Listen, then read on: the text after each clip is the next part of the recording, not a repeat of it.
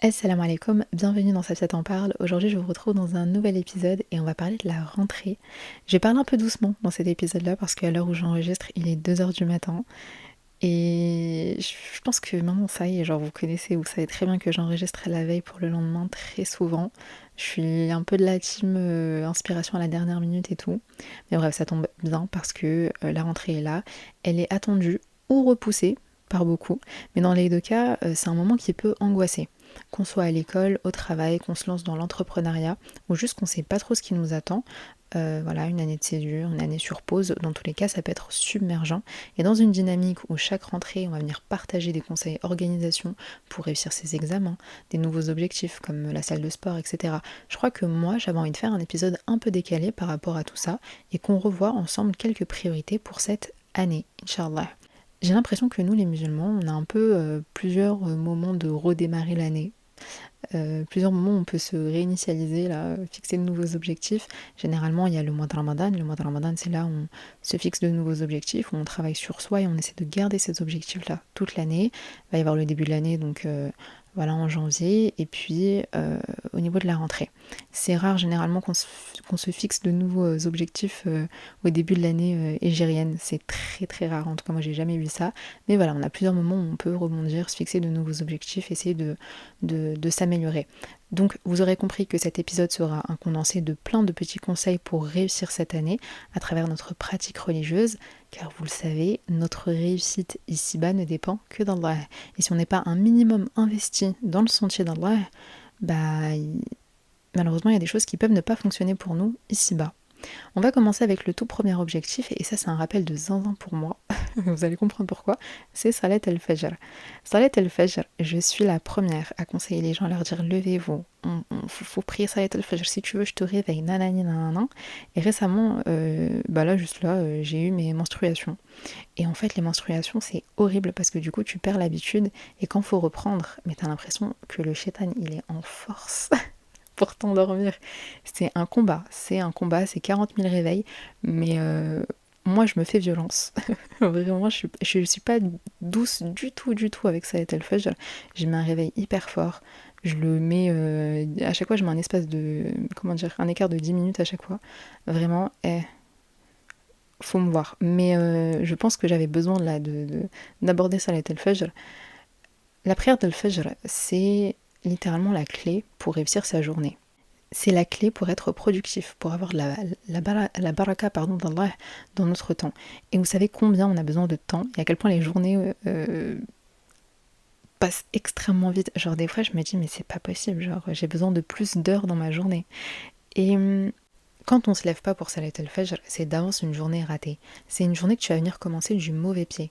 Le fait de se lever à une heure où tout le monde dort encore, le fait de se lever un peu plus tôt que les autres, et pour seul but, dans le seul objectif en fait, d'adorer ton Seigneur, mais vous imaginez pas la tempête que vous mettez aux autres, genre, vous imaginez pas toutes les grâces accordées par Allah subhanahu wa ta'ala. Vous imaginez pas à quel point ça va faire la différence le jour du jugement. La différence, et ça c'est un rappel qui, moi, m'a mis des claques et qui fait que je prends ce sujet-là au sérieux, c'est que la différence entre... Vous savez, j'ai déjà fait un épisode de podcast sur l'hypocrisie en islam, il y a plusieurs stades, etc. Je vous laisserai, enfin, deux grosses différences, l'hypocrisie majeure et l'hypocrisie mineure, je vous laisse aller l'écouter, mais il y a un jour un cheikh qui parlait justement de Salat al-Fajr et qui disait que un musulman qui ne se lève pas pour le Fajr, mais de manière vraiment intentionnelle, hein, qui ne se lève pas, qui s'en fout de Salat al-Fajr, il y a une part d'hypocrisie chez lui. Alors que celui qui se lève pour Salat al-Fajr, qui met son réveil, qui sait qu'il va se lever pour adorer son Seigneur, je vais pas vous dire qu'il n'a pas de part d'hypocrisie, mais en tout cas, il y a une différence entre les deux. Et ça se joue là sur ce petit grain d'hypocrisie qui se trouve en l'autre et pas en celui qui s'est levé. Et je me suis dit, mais ça, moi j'ai pas envie d'être touchée par ce petit grain d'hypocrisie en fait. J'ai pas envie d'avoir ça, je veux pas être dans ce truc-là de je sais que je dois me lever, mais je vais pas me lever. On est là pour s'améliorer, on est là pour devenir meilleur que les autres, on est là pour adorer notre Seigneur subhanahu wa ta'ala, et la prière de Fajr, c'est un énorme test en fait, juste pour différencier les gens qui aiment trop dormir et les gens qui sont prêts à perdre quelques minutes de sommeil pour adorer leur Seigneur. Je vous partage ces deux hadiths qui nous font comprendre l'importance de Salat al-Fajr, à quel point c'est important. Dans ce premier hadith, le prophète Mohammed sallallahu alayhi wa sallam dit « Celui qui accomplit la prière du Fajr est sous la protection d'Allah ». Et ça, c'est vrai.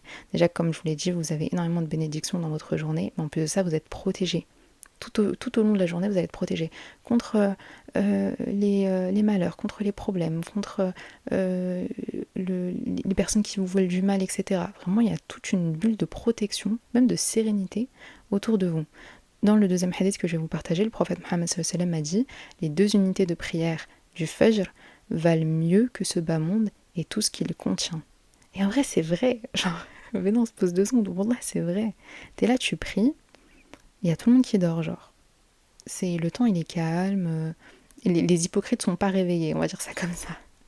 Les hypocrites, les non-croyants, voilà, ils sont pas réveillés. Et à ce moment-là, tu as que ceux qui adorent Allah subhanahu wa ta'ala, qui sont debout et qui le prient.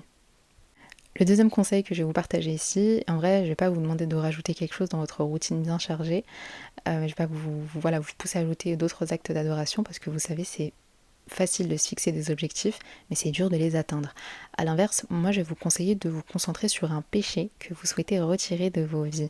Toute l'année, on combat avec les tentations, on combat avec les péchés, on commet des péchés, on dit non, j'aurais pas dû faire ça, nanani, nanana, j'ai pris cette fâcheuse habitude de faire ça, faut que j'arrête, et finalement, il n'y a aucun moment où on prend vraiment les commandes et on se dit vas-y, je vais commencer à m'améliorer et devenir une meilleure personne et laisser de côté ce péché. Et moi, pareil, hein, je vous partage beaucoup les trucs qui viennent heurter ma tête. L'une des raisons pour lesquelles notre risque est bloqué, et ça quand je l'ai compris, j'ai pris une claque, l'une des raisons pour lesquelles notre risque est bloqué, une des raisons pour lesquelles nos invocations ne sont pas encore exaucées, elles vont être exaucées, juste il y a un truc qui bloque tout ça, c'est parce qu'on continue à commettre certains péchés. Et nous, ce qu'on va faire, c'est essayer de combattre un péché en particulier. Donc je voulais choisir celui que vous avez en tête, celui sur lequel vous galérez. Et pour ce faire, on va prendre le temps d'analyser ce péché. Pourquoi est-ce qu'on le commet? Qu'est-ce que ça nous apporte? Est-ce que c'est récurrent? Est-ce que c'est une habitude? Je vous invite à prendre un cahier, un stylo et vous mettre à écrire sur ce péché-là.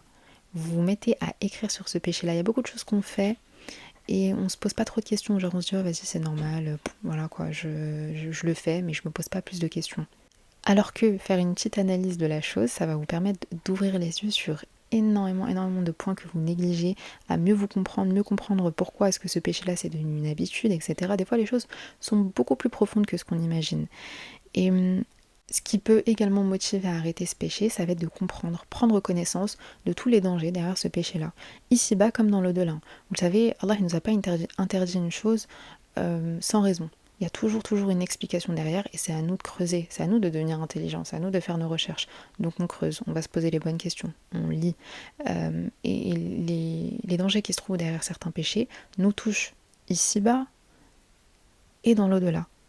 Donc d'une certaine manière, on se punit nous-mêmes en fait en commettant certains péchés, déjà ici-bas et en plus de ça dans l'au-delà.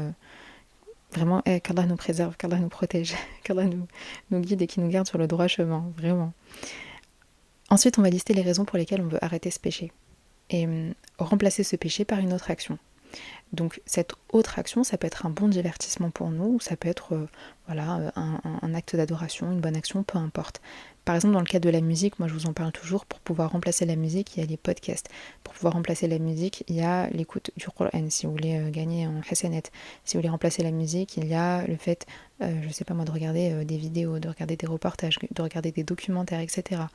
Toujours essayer de remplacer quelque chose, parce qu'en fait le péché prend tellement de place dans notre vie que ça devient une habitude. On peut pas se défaire d'une habitude, c'est comme une addiction, on peut pas s'en défaire, je l'ai dit, je le redis à chaque fois, on peut pas s'en défaire comme ça du jour au lendemain. Il y a un vide qui va se créer et il faut combler ce vide. Si tu as tout le temps l'habitude de travailler avec de la musique dans tes oreilles et que du jour au lendemain tu retires la musique, tu peux pas te concentrer, c'est dur. Et moi j'ai été face à ça pendant pas mal de temps. Pendant toutes mes années où j'étudiais et tout, fallait me voir. Vraiment, fallait me voir. J'étais à la BU et tout, j'avais tout le temps un truc dans les oreilles. Et je me suis dit, mais quitte à avoir un truc dans les oreilles, autant avoir quelque chose d'intéressant. Et donc du coup, c'est là où j'ai commencé à switcher petit à petit en écoutant des interviews, des podcasts, peu importe, genre juste quelque chose qui puisse combler ce vide-là en fait. De toute manière, le but c'est pas de changer totalement du jour au lendemain, c'est de s'améliorer petit à petit. Et il y a des choses qu'on ne va pas pouvoir faire supprimer comme ça du jour au lendemain, et c'est pour ça qu'il faut les remplacer par de meilleures choses. Je termine cet épisode avec le troisième point. Et là, ouvrez bien vos oreilles. Et ça a été un peu une révélation pour moi là, sur ces derniers mois. Créer une vraie relation avec le Coran. J'en parle pas souvent, c'est vrai, mais cette année, je vous invite, après je vais vous parler, je vais vous raconter un peu. Cette année, je vous invite vraiment à faire du Coran, à faire de la parole d'Allah un véritable compagnon, un véritable ami. Faites du Coran une priorité, genre donnez-lui une place importante dans votre journée, dans votre routine spirituelle, dans votre vie. Pour celles et ceux qui peuvent, inscrivez-vous à des cours de Coran et de Tajwid. Vraiment, je vous pousse à le faire. Je pousse tous mes proches à le faire. Je vous pousse vous aussi à le faire. Même si votre lecture, elle n'est pas encore fluide. Même si vous vous dites, ouais, mais je sais pas lire ceci, cela, c'est pas grave, ça vient petit à petit. Ouvrez la porte de l'apprentissage et peu à peu, Allah, il va vous faciliter. Le Coran, quand on est plus jeune, on néglige beaucoup. On apprend quelques sourates pour pouvoir prier avec, mais voilà, quand on se dit de toute façon, le livre il est grand, c'est gros, enfin c'est gros. Moi quand j'étais plus jeune, j'avais vraiment cette vision-là de le livre il est énorme, je peux pas tout apprendre, alors que il y a des gens qui l'apprennent et qui deviennent hafid al-Qur'an, etc. Et pour moi, ça c'est un des miracles d'Allah. C'est impressionnant. Et donc du coup, je pense que c'est pour ça qu'on le repousse beaucoup, alors qu'en réalité, quand on fait un pas justement vers l'apprentissage, Allah, il nous facilite. Vraiment, il nous facilite. Moi, ce qui m'a motivée à reprendre, on va dire un peu à renouer avec le Coran, c'était ma lecture. J'avais besoin de fluidifier ma lecture. J'avais l'impression d'être une teubée à chaque fois quand je tombais sur des trucs sur les réseaux sociaux, où il y avait écrit en arabe et je galérais en fait à lire. Je lisais vraiment comme une enfant de 5 ans. Et c'est arrivé aussi à un moment où je sentais que je devais faire un peu plus d'efforts, m'impliquer un peu plus dans ma religion. Et donc du coup, j'avais décidé de faire une session de fluidification. J'avais fait cette session-là avec la podcasteuse influenceur. Donc anciennement, elle s'appelait influenceur, maintenant elle s'appelle Rappelle-toi. À l'époque, elle proposait des sessions de fluidification et de l'alphabétisation. Et qu'Allah la récompense, vraiment qu'Allah la récompense, parce que ça a été une prof incroyable. Elle m'a littéralement ouvert la voie au Coran. Genre, elle a placé, je sais même pas comment dire, elle a réussi à me faire comprendre l'importance du Coran. Genre, vraiment, grâce à elle, je saurais même pas vous dire. Genre, vraiment, désolée, hein, là, je suis émue. Mais le fait d'avoir travaillé avec elle sur quelques semaines, quelques mois, et elle a vraiment été investie, en fait, dans le fait de me corriger, dans le fait de me dire non, c'est pas comme ça, c'est comme ça. Et c'est tout bête, hein, mais par exemple, le premier cours qu'on avait fait, elle m'avait repris sur les lettres de l'alphabet. Alors moi, plus jeune, j'ai fait de l'école arabe, j'ai fait de l'éducation islamique, etc. pendant de nombreuses années. Donc du coup, je pensais que c'était acquis, mais pas du tout. Pas du tout, parce qu'elle m'avait repris sur plusieurs lettres en me disant bah c'est pas comme ça qu'il faut prononcer, c'est comme ça. Et ça change tout, parce que si tu sais pas bien prononcer certaines lettres, tu sauras pas bien prononcer certains mots du Coran. Tu peux déformer certains mots, etc. Et des fois, il suffit juste de prononcer différemment et la phrase elle prend une autre tournure. Donc vraiment, ça a été... Elle m'a facilité. Qu'Allah la récompense, elle m'a facilité. Elle m'a permis vraiment de prendre au sérieux le Coran et de me rendre compte que, ok, va y avoir du travail, mais je suis là pour ça et Allah, il va me faciliter. Par la suite, je me suis inscrite du coup pendant 1 an avec une autre prof de Coran, pareil qu'Allah la récompense, elle s'appelle Fatima. Et c'est une très très très bonne prof et en fait je pense que peut-être que je devrais faire un tout autre épisode dessus vraiment parce que j'ai pas envie de parler de ça trop longtemps, mais cette année que j'ai passée avec cette professeure-là, avec ma Alima, ça a été la plus grande leçon, ça a été la rigueur. Genre vraiment la rigueur. Et c'est ce que le Coran apprend d'ailleurs.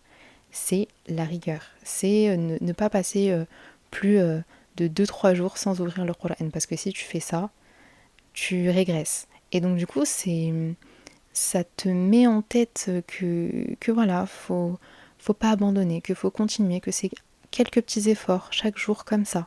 Et c'est ça qui te permet en fait de continuer à garder un lien avec. Bref, je ferme la parenthèse, mais tout ça pour vous faire comprendre que le Coran, il a une place importante dans la vie du musulman et qu'on ne peut pas continuer sans sans faire l'effort de l'apprendre, sans faire l'effort de l'ouvrir. Parce qu'après tout, c'est comme ça que Allah il communique avec nous. Le Coran nous permet de je vais pas vous dire de parler avec Allah, parce que nous, pour lui parler, on le prie, on l'invoque, on fait du dhikr, etc. Mais quand toi, tu as besoin de l'entendre lui, quand toi, tu as besoin de sa parole à lui, c'est le Coran que tu vas ouvrir. Le Coran, ça amène énormément de bienfaits dans nos vies, et c'est une protection contre le mal, pardon, notamment contre le mal du monde invisible. C'est de la lumière sur nos visages, mais également dans nos cœurs. Ça aide à combattre les baisses de foi, et ça fait travailler la mémoire. C'est pour ça que je vous parle de rigueur depuis tout à l'heure. Ça pousse à la perfection, et pas la mauvaise version de la perfection, comme le perfectionnisme, etc. Mais vraiment la perfection. Le Coran, ça se récite pas à la légère. Tu peux pas inventer des règles avec le Coran. Et justement, le tajwid, il est là pour donner une importance à chaque mot, faire en sorte que, donner une importance même à chaque lettre, pour faire en sorte que ce que tu récites, ça ait du sens, et, et que, et que ouais, genre, je sais pas, que ça ait que ça ait du sens, que ça te parle. Et ça te fait comprendre que le tajwid te fait comprendre que d'ailleurs on plaisante pas avec la parole d'Allah, et c'est là où justement ça nous aide à cultiver en nous cette même rigueur et ce sens du respect. Et bien évidemment, Allah il nous récompense pour ça. Le Coran, le fait de lire le Coran, ça apporte énormément de hasanat. Le prophète Mohammed sallallahu alayhi wa sallam a dit: celui qui récite une lettre du livre d'Allah aura une bonne action, et chaque bonne action sera multipliée par 10. Je ne dis pas que Alif Lam Mim est une lettre, mais Alif est une lettre, Lam est une lettre et Mim est une lettre. Donc ça veut dire quoi? Ça veut dire que chaque lettre que tu récites, c'est 10 hasanat. Et Allah il peut multiplier encore plus. C'est-à-dire que déjà juste tu lis une sourate. J'ose même pas vous donner de chiffres en réalité, parce que plus la sourate que tu vas lire va être longue, plus tu vas avoir de hasanat. Et ce qui est encore plus fou dans tout ça, c'est que tu seras encore plus récompensé si c'est pas facile pour toi. Si tu galères à lire en arabe, si voilà, tu as encore des difficultés, tu seras encore plus récompensé. Tout à l'heure, je vous parlais un peu de la session de fluidification et tout, et le fait que je voulais vraiment lire de manière fluide. C'est le meilleur moyen de fluidifier votre lecture, le Coran. Vraiment, c'est le meilleur moyen de fluidifier votre lecture. C'est le meilleur moyen d'acquérir du nouveau vocabulaire. Des fois, tu te poses comme ça, tu te dis, mais ça, depuis tout à l'heure, ce mot, je le vois là. Qu'est-ce que ça veut dire? Qu'est-ce que ça veut dire? Depuis tout à l'heure, Allah, il répète ce mot-là. Je sais pas ce que ça veut dire. Tu vois, il faut se poser des questions aussi. Et donc, du coup, tu prends le temps d'aller chercher ce que le mot il veut dire en question. Et tu te dis, ah ouais, ok. C'est incroyable. C'est pour ça que tu te dis, Allah, il a autant répété ce mot-là dans cette page-là. Ça veut dire que ça a son importance. Et que du coup, je dois prendre ça en compte. Vraiment, ça ouvre les yeux sur beaucoup, beaucoup de choses. Et surtout, comme je vous l'ai dit, ça vous permet de fluidifier votre lecture. Je termine toujours avec quelques petits hadiths qui sont encourageants. Le prophète Mohammed sallallahu alayhi wa sallam a dit: récitez le Coran, car il viendra le jour de la résurrection intercéder en faveur de ceux qui l'auront récité. Dans un deuxième hadith, il dit: le meilleur d'entre vous est celui qui apprend le Coran et l'enseigne. Bien évidemment, tout ça, ça doit se faire avec une intention pure, pas dans le but d'impressionner les gens, pas dans le but je sais pas, enfin, bref, peu importe. Et vous savez, j'ai fait un épisode là sur les intentions, donc c'est pour ça que je vous fais un petit rappel sur ça. Vraiment, faites-le pour vous, dans le sens où vous cherchez à vous améliorer, devenir une meilleure personne, vous rapprocher d'Allah, et faites-le aussi pour l'akhira, pour préparer la vie qui nous attend après la mort. Donc voilà, je crois que j'arrive à la fin de cet épisode-là. Je vous ai partagé 3 petits conseils. Je me suis pas trop attardée là-dessus, mais j'espère qu'ils seront utiles pour cette année. Dans tous les cas, qu'Allah vous facilite, peu importe ce que vous entreprenez cette année. J'ai pas envie de rentrer dans ce truc-là de école, travail. Nos vies, elles sont toutes différentes, elles sont rythmées différemment.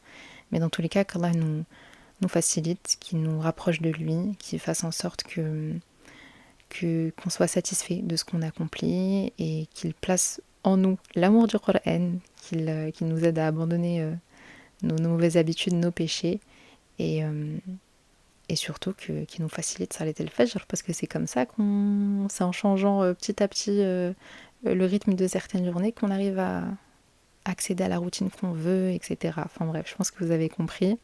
Avant de terminer cet épisode, je tenais quand même à vous parler 2 petites secondes d'une cagnotte d'une jeune palestinienne qui s'appelle Hanin.